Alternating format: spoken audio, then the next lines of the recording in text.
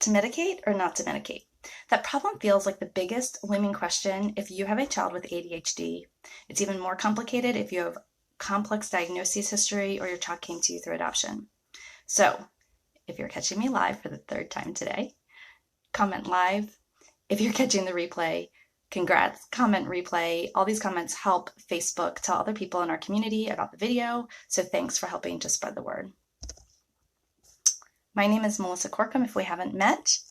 I am a certified life coach and parent coach. I'm bringing you parenting advice that works so that you can laugh more and yell less. I blog at thecorkboardonline.com.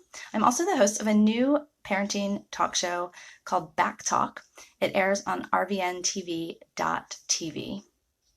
If you're watching the replay on Instagram or YouTube, I invite you to join the conversation about these things, all things ADHD, natural treatments, and adoption at my Facebook group. You can join at thecorkboardonline.com/Facebook. So in full disclaimer before I get started, I'm not a medical professional and I cannot diagnose or prescribe. I'm also not going to take a position for or against medication today, but here are some things to consider. Medication is a personal decision. It's a personal decision between you and your medical provider. So put those horse blinders on to the unsolicited opinions of family and friends. I know they're well-meaning, but having that mental boundary can really help you make the best decision for your child and also set up appropriate boundaries in those relationships if necessary. Number 2, understand what medication can and can't do. It alters the brain chemistry, which really can improve focus and stabilize mood. But it cannot magically instill new skills in your child or make up for those lagging skills or help with executive functioning.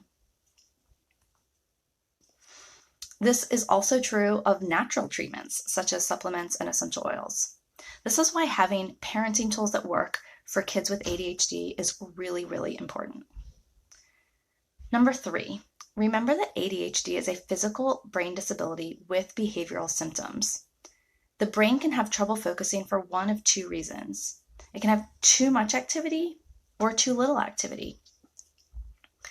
But the behavioral symptoms look the same. The only reason or the only way to tell the difference is using a QEEG brain scan. A neurologist can usually do that for you. So ask your medical professional about that, because giving a stimulant medication, which is a common medication for ADHD, can actually backfire if your child's brain can't focus because of too much activity. You actually want something that will calm that activity, not stimulate it. Lastly, educate yourself. Before starting your child on any medication, understand how it works in the brain. Ask about the side effects. How long does it take to even see a difference? How long does it take to get up to a therapeutic dose? How long does it take to wean off that therapeutic dose? What happens if your child refuses to take this medication? Is there a safety concern if he misses a dose or 2? So, just to review. Number 1, this is a private decision, so try to block out all those unsolicited advice. Number 2, know what medication can and can't do for your child and get some really good parenting tools that work. They're not the typical ones that work for a lot of your friends' kids. Number 3, remember that ADHD is a physical disability with behavioral symptoms, and try to get to know the brain science behind why your child is having those symptoms. And then number 4, educate yourself about any medication that you choose to use with your child. If you are wary of medication or just happen to be curious about non-medication alternatives, I wanted to let you know of a new supplement that we've been using here in our house. It's called Adaptive. And here are some things that it does. It calms and supports positive feelings, supports mood and helps improve the state of mind, helps when acclimating to new surroundings and adapting to stressful situations, encourages relaxation, supports cognitive function and emotional balance, and promotes overall mental well-being. So I like to keep these videos really short and sweet here in the group. So I'm going to do a more in-depth training about what the supplement is and why you might want to try it for your child or even for you.